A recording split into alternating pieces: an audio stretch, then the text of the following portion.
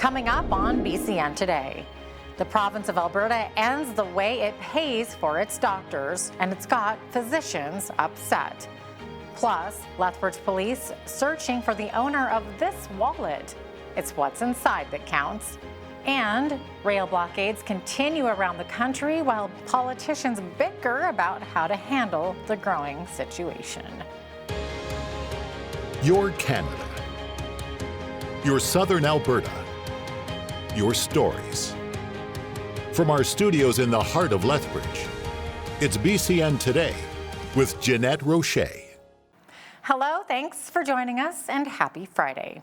The Alberta government is ending its long-standing master agreement with doctors, and physicians aren't happy about it. The government is imposing new fee rules to contain costs. Dr. Christine Molnar, president of Alberta Medical Association, says it's a sad day for healthcare in the province. She says the change will disproportionately affect family physicians. The government says the changes will prevent $2 billion in added costs to the healthcare system over the next few years. And it turns out there are good people in the world. Last weekend, a man found a wallet containing a very large sum of money in the parking lot of Exhibition Park during a swap meet and handed it to security. It was then turned over to police. Lethbridge police are hoping to identify the owner of the wallet. At the time, Exhibition Park was hosting the Automotive Parts, Antiques and Collectibles swap meet, and more than 2,000 people were in attendance. In order to claim the wallet, proof of ownership will be required, including the exact sum of money inside. Anyone with information is asked to contact LPS at the number on your screen. A 38-year-old Lethbridge man has pleaded guilty to various charges involving a minor. Gary Lippa took the stand this week at Court of Queen's Bench, but instead of it being day one of his trial, he decided to plead guilty to 3 of 6 charges. They include making, printing, and publishing child pornography, luring a child, and sexual assault. Lippa was arrested by the Alberta Law Enforcement Response Team 2 years ago at his home. Several computers and electronic devices were seized. Alert's Child Exploitation Unit alleges that Lippa engaged in sexual online chats with a 13-year-old girl and that nude photos were exchanged. It's alleged that the two met and that he sexually assaulted her. The judge will proceed on sentencing, and the other charges, including accessing child pornography, will likely be withdrawn. Protesters in support of the Wet'suwet'en First Nation maintained a blockade near Montreal for a second day yesterday. Their presence forced the closure of a second commuter train line. CN Rail was seeking an injunction to remove the protesters. Meantime, a blockade set up on a CN rail line west of Edmonton in support of the Wet'suwet'en Hereditary Chiefs was dismantled after a handful of counter-protesters showed up. About 20 people set up the barriers earlier on Wednesday in solidarity with the Chiefs who oppose a natural gas pipeline in northern BC. The federal Conservatives want to know when countrywide blockades in support of the Wet'suwet'en will come down, while the NDP urged the Prime Minister to meet face-to-face with the Hereditary Chiefs who have been opposing a pipeline project on their territory. The ongoing rail blockades across this land are crippling our country and holding our economy hostage. CN and Via Rail have been forced to lay off hundreds of workers as a result of this Prime Minister's weakness. Shocking. Canadian industry is warning of empty shelves, and production shutdowns will soon follow. So, can the Prime Minister tell this House exactly what these blockades are costing the Canadian economy each day they go on? Prime Minister Justin Trudeau was holding another meeting of his incident response group this morning. He says dialogue to try to end rail blockades are continuing hour by hour, and that he will have more to say this afternoon when he holds a news conference at the National Press Theatre. The Canadian rail blockades by protesters have impacted the local agriculture industry throughout Canada. A spokesperson for Farming Smarter, that is, says that these blockades will really hurt the agriculture sector in the long run. We're a major exporter of agriculture goods such as wheat and canola. A lot of these countries are relying on exports from us, and Right now with the rail not moving, a lot of those goods aren't making it to the coasts, which are going to be filling ships and going to our customers in other countries. And that will greatly impact us moving forward with, I guess, our reliability from a seller's standpoint from a country, that our goods aren't going to where they're supposed to be going, which is the end user or the buyer.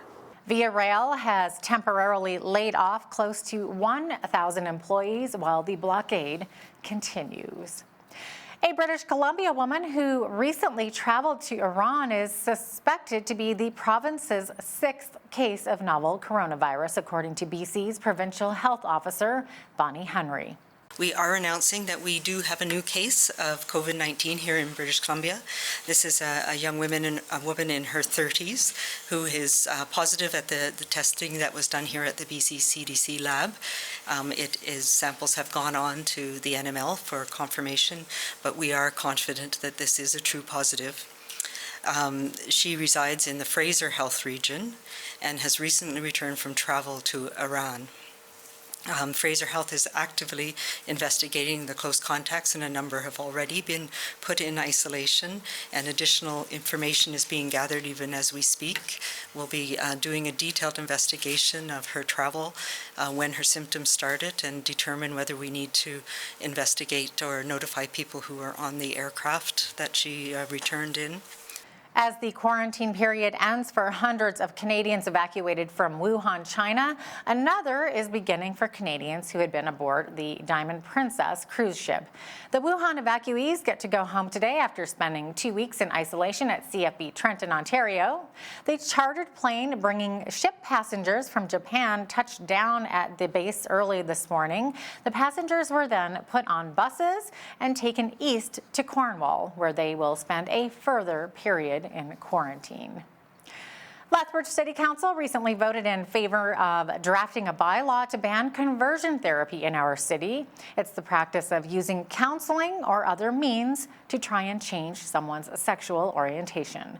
Lethbridge Mayor Chris Bierman stopped by our studio recently and explains what action the city would take once a bylaw such as that is put in place. We wouldn't be issuing business licenses for those practices, so people who access counseling can get counseling, but it would certainly not be as a business in the city of Lethbridge. Mayor Chris Bierman will have more on the hot button issue of conversion therapy coming up in the second half of our show.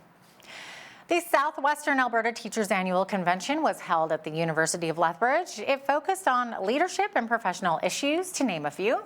BCN's Loris Alexander was there to find out how the annual convention inspires an entrepreneurial spirit. This is SWATCA, the Southwest Alberta Teachers Convention Association.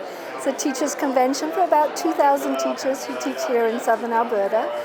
Teachers' conventions have been going on for a very long time. The first one actually took place before Alberta was a province, a chance for our teachers to get together, to meet each other, to learn from each other. There are currently 9 teachers' conventions paid for by teachers, organized by teachers and volunteers.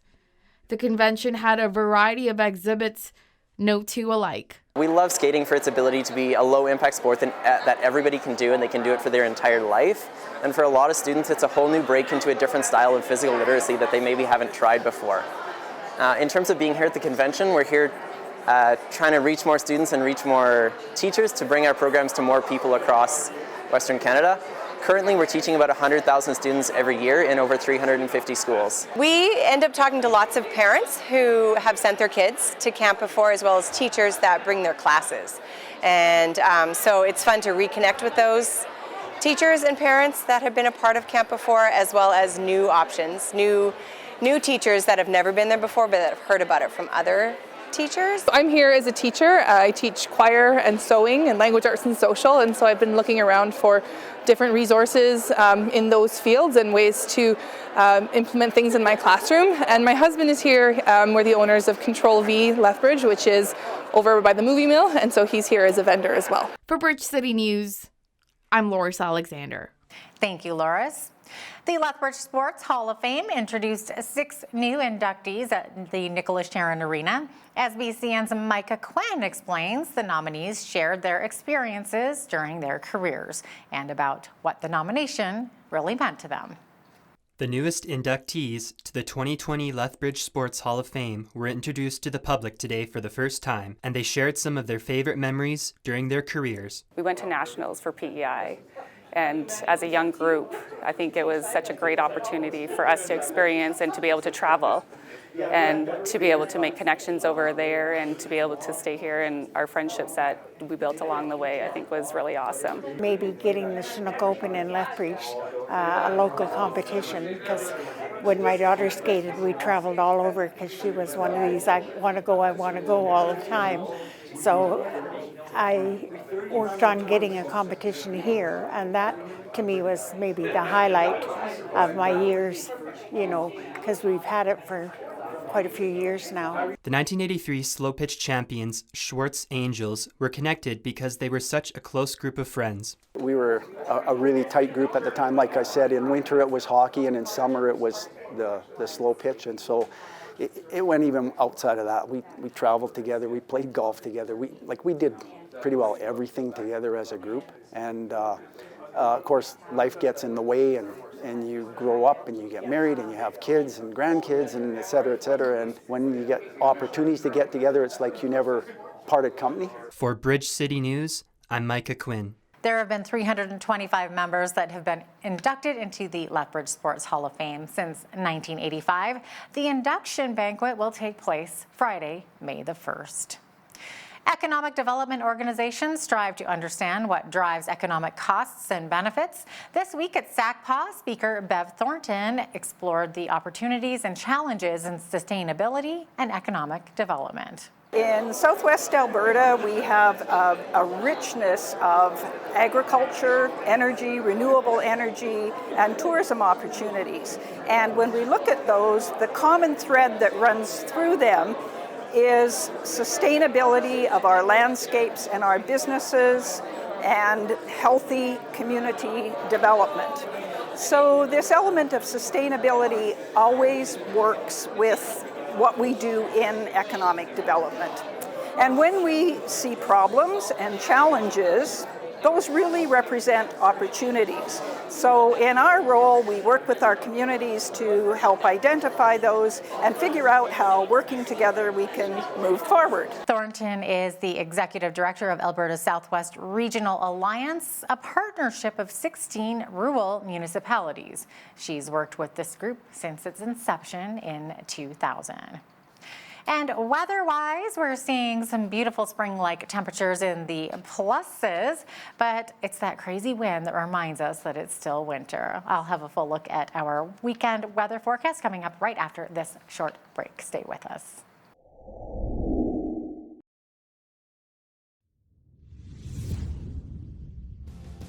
Today's weather highlights are brought to you by Aqua Steam Services.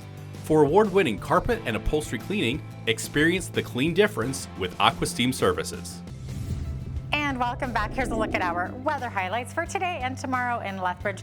Big sunny skies today in Lethbridge with a high of 8 degrees. Should feel chillier with the wind chill though. We're going to get gusts of winds up to 50 to 60 km. Overnight low of -1. And into tomorrow, a high of 6 degrees with scattered clouds. We're also going to see some wind there on Saturday. Now looking ahead to the 5-day forecast, Sunday, scattered clouds, high of 3, high of 2 expected for Monday and 0 on Tuesday. Then we're going to climb again to 4 degrees on Wednesday and 6 degrees for Thursday. Should see lots of sunshine next week with some scattered clouds there.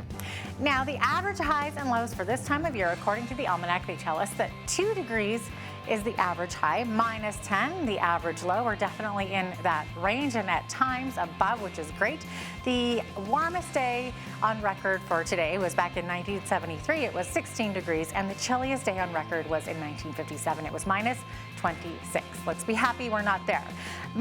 Actually 7:31 was the time that the sun woke up this morning. It will be setting just before 6 p.m. at 5:59 p.m.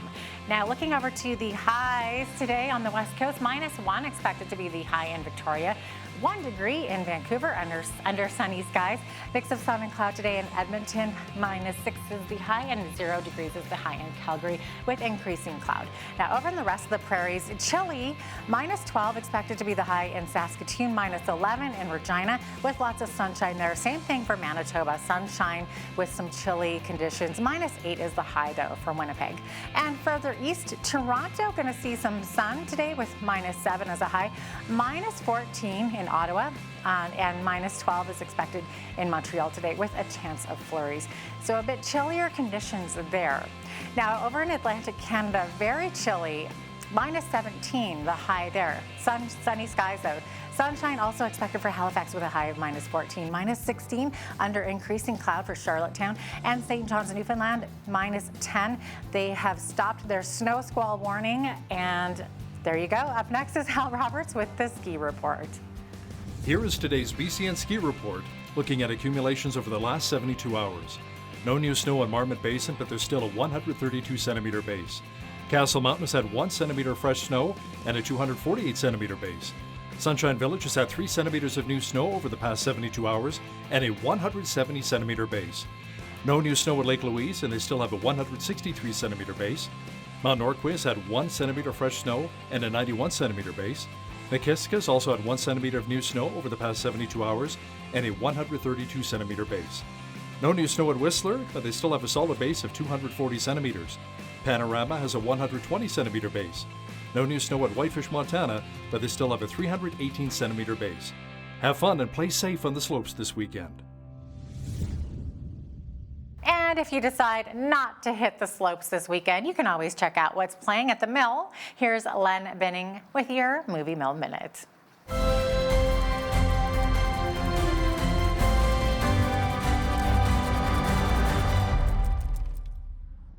Greta Gerwig brings her version of Little Women to the big screen. Nominated for Best Picture and winner of the Oscar for Best Costume Design, it's the classic tale of the March Sisters. Joe, would you like to dance with me? I can't because I scorched my dress, and Meg told me to keep still so no one would see it. I have an idea of how we can manage. Spies in Disguise is an animated family picture starring Will Smith and Tom Holland. The two couldn't be more opposite. One is a super sleuth spy, the other is a scientist. However, Lance has to go undercover as a pigeon. I have something that can help. It's called biodynamic concealment. Imagine if I can make you disappear.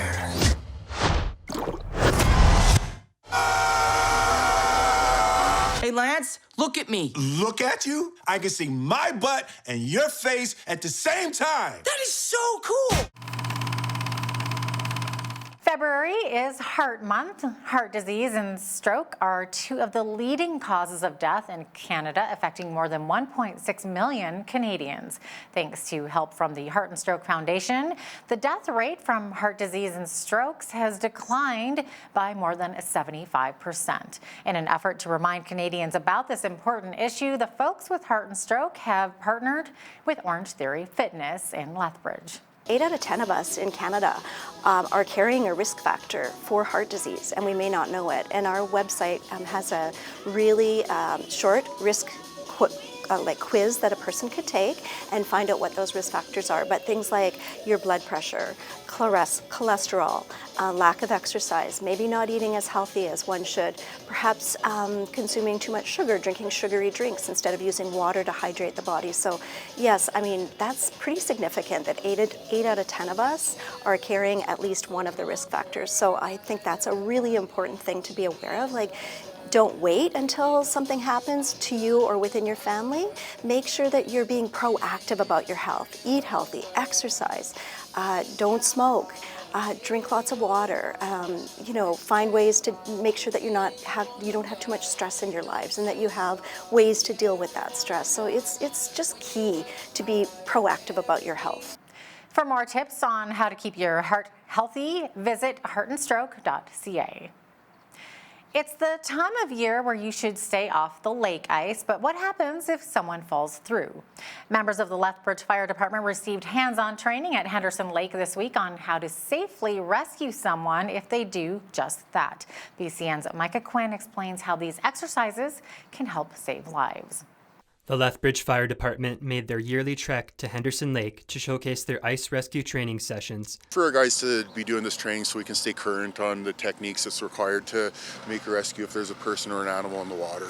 Training for this ice rescue is specialized, and the volunteers here from the fire department have the best equipment necessary to make sure they save lives. Equipment is all special. These are surface suits to keep you warm. They're insulated. They keep the water out. We have slings. There's lots of equipment to use. Both through the ice, our guys are actually being trained on how to extricate themselves if they have equipment to get out or if they don't have equipment to get out, because it's not as easy as just pulling yourself out. Training's been going good. We've been in the classroom yesterday learning all the practical hands-on application stuff. Today we've been out on the ice since about 8 this morning, cutting holes and going through everything that we learned yesterday. I got into this kind of by chance. We had an ice rescue call over the weekend. Turned out everything was okay by the time we'd gotten down there, but it opened my eyes that, been around for a few years and I didn't have this course yet, so definitely something to build on myself and hopefully help the department and the city.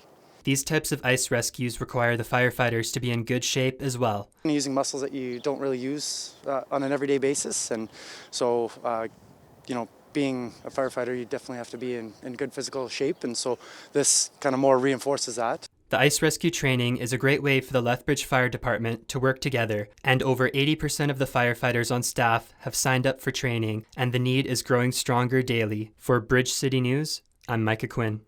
Thank you, Micah. Earlier this week, grandparents had their day and other significant seniors were honored at the University of Lethbridge.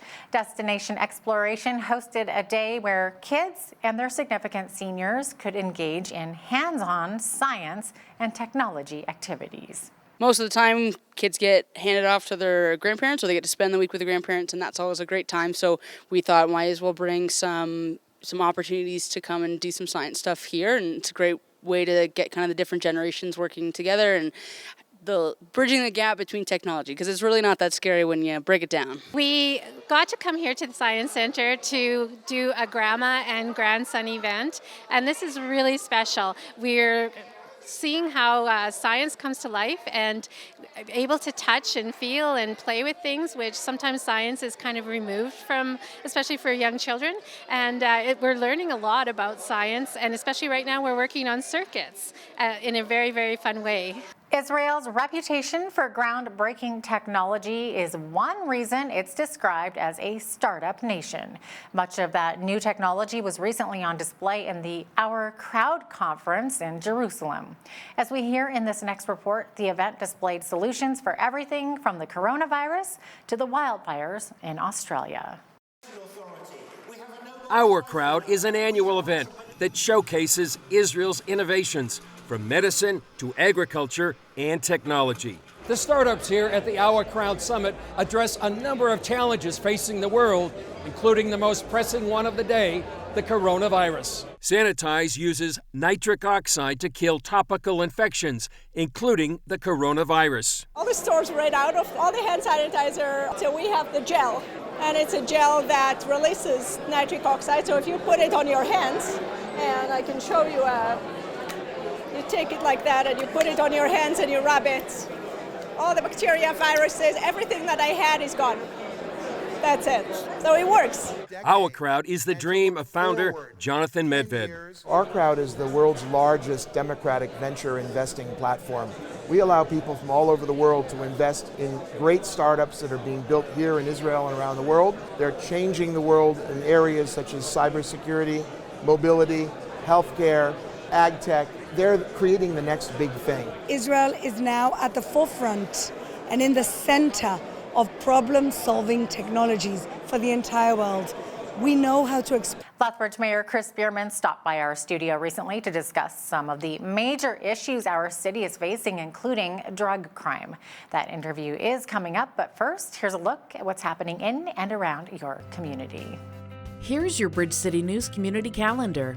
Pitcher Butte Trinity Church is hosting a play entitled Amazing Grace, the story of John Newton, on Friday, February 21st at 7 p.m. Enjoy this solo performance featuring Deanna Storfey from Acting Up Drama, as she brings to life the true story behind one of the most popular and recognized hymns of the 20th and 21st centuries. Tickets are $10 and can be purchased by calling Sandra at 403-732-4787.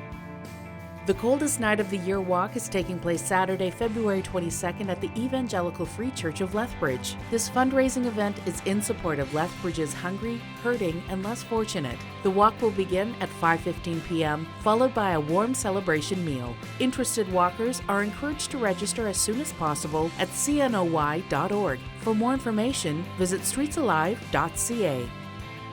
Come for a fun evening filled with musical entertainment to the Lethbridge Community Brass Choir's Brass Day Concert, featuring international trumpet soloist and jazz artist Rex Richardson on Saturday, February 29th, beginning at 7 p.m. at College Drive Community Church. Tickets are $15 and free for children under 12. Purchase yours today at CASA or visit lcbs.yapcity.com. For details, go to lcbs.ca. And that's your Bridge City News Community Calendar.